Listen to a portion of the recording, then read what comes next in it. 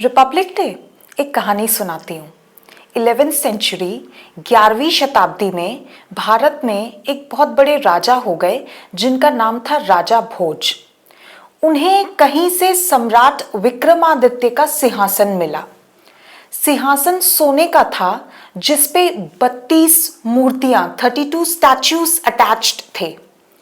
भोज उस सिंहासन पर बैठना चाहते थे लेकिन बैठ नहीं पा रहे थे क्योंकि जब भी वो उस सिंहासन पर बैठने की कोशिश करते थे उन 32 में से एक मूर्ति जीवित हो जाती, मूर्ति में प्राण आ जाते और वो मूर्ति भोज को सम्राट विक्रमादित्य के महानता और उनकी न्यायप्रियता की कहानी सुनाती थी।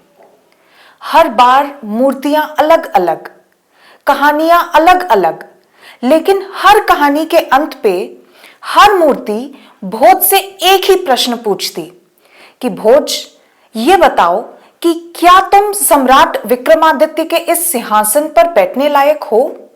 हर बार भोज ईमानदारी से एक ही उत्तर देते कि विक्रमादित्य बहुत महान राजा थे, मैं उनकी बराबरी कभी नहीं कर सकता।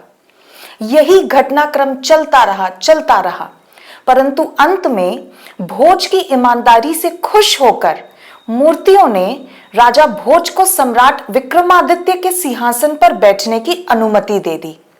11वीं शताब्दी की यह बहुत फेमस स्टोरी है जिसका नाम है सिंहासन बत्तीसी। पर यह सिर्फ एक स्टोरी बुक नहीं है, अलग अलग कहानियों के माध्यम से एक राजा को दिए गए गाइडलाइंस हैं कि प्रजा का पालन पोषण किस तरीके से करना है। This was a law book of that period.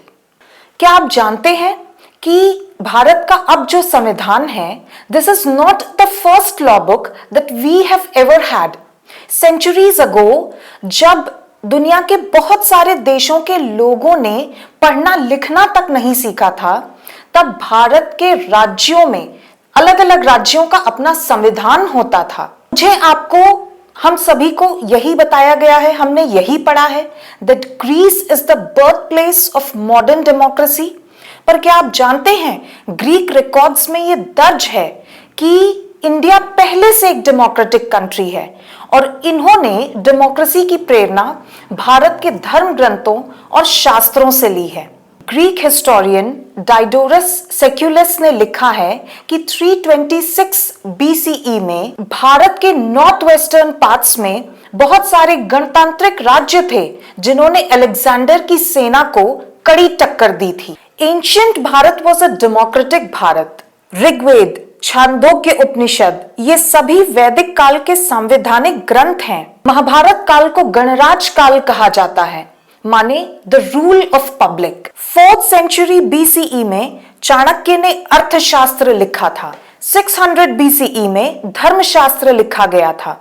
उसके बाद बृहस्पति स्मृति नाम की भी एक किताब है और इन सभी किताबों में लोकतंत्र की बात कही गई है। सभी को बराबर रूप से न्याय देने की बात इन पुस्तकों में कही गई है। Imagine when many different parts of the world were learning to read and write, they were actually learning to live, then we were at the peak of civilization। उसके बाद अंग्रेज आए, 200 सालों तक हम पे राज्य किया, हम गुलामी की बेड़ियों में बंधे रहे और जब फिर अंग्रेज गए तो अपने साथ हमारा बहुत कुछ ले गए।